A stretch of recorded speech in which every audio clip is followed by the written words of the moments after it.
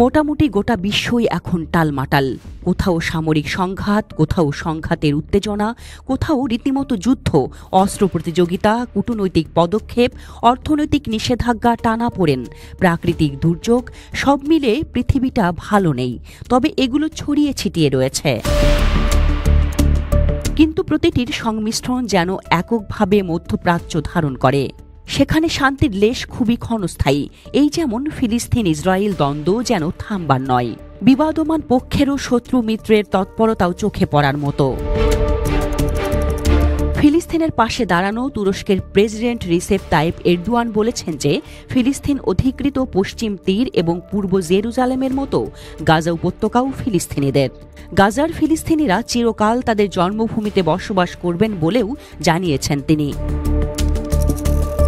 সোমবার রাজধানী আঙ্কারায় মন্ত্রিসভায় বৈঠকের পর করা মন্তব্যে এরদোয়ান বলেন, ইনশাল্লাহ আমাদের গাজার ভাই বোনেরা চিরকাল তাদের জন্মভূমিতেই বসবাস করবে, যেখানে তারা জন্মগ্রহণ করেছেন। এরদোয়ান উল্লেখ করেন, গত 18 এপ্রিল তুরস্কে আয়োজিত ফিলিস্তিনের পক্ষে সংসদীয় গ্রুপের বৈঠকেও ফিলিস্তিন ইস্যুতে তুরস্কের অবস্থানকে বিশ্বের সামনে স্পষ্ট করে দিয়েছে। তিনি বলেন, ফিলিস্তিনিদের প্রতি তুরস্কের সমর্থন বিশ্বজুড়ে সুপরিচিত। ফিলিস্তিন নিয়ে এরদোয়ান অনেক কথা বলেন, ফিলিস্তিনি জনগণ বারবার প্রমাণ করেছে সব ধরনের কঠোরতা ও নৃশংসতার মুখেও তারা কখনোই আত্মসমর্পণ করবে না, নিজেদের মাতৃভূমি ত্যাগ করবে না এবং দমন পীড়নের কাছে মাথা নত করবে না। তিনি উল্লেখ করেন, গত 18 মাস ধরে গাজা বিশ্ববাসীকে একদিকে যেমন ইতিহাসের নিকৃষ্টতম গণহত্যার সাক্ষী করেছে, তেমনি অন্যদিকে মানবতার গর্ব করার মতো এক মহাকাব্যিক প্রতিরোধের নজির স্থাপন করেছে। গাজায় ইসরায়েলের বর্বরতার কঠোর সমালোচনা করে এরদোয়ান বলেন যে রক্তপাত ও মানবিক সহায়তা বন্ধ করে সেখানে কিছুই অর্জন করা সম্ভব নয়।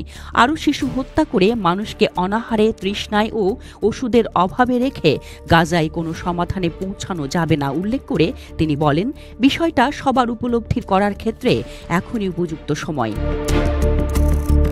প্রেসিডেন্ট এরদোয়ান বিশ্ববাসীর প্রতি আহ্বান জানান যেন সবাই নিজেদের শুভবুদ্ধির কাছে ফিরে আসে এবং আঞ্চলিক স্থিতিশীলতার জন্য তৈরি হওয়া সুযোগগুলো হেলাফেলায় নষ্ট না করে।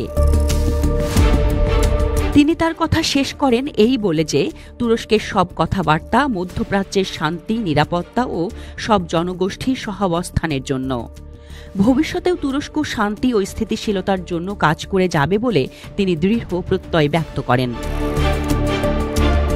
এই সময় ইরানের বন্দর শহীদ রাজাইতে বিস্ফোরণে হতাহতদের প্রতি শোক প্রকাশ করেন এই তুর্কি নেতা। পাকিস্তান ও ভারতের মধ্যে উত্তেজনা হ্রাস হোক সেই কামনাও করেন তিনি।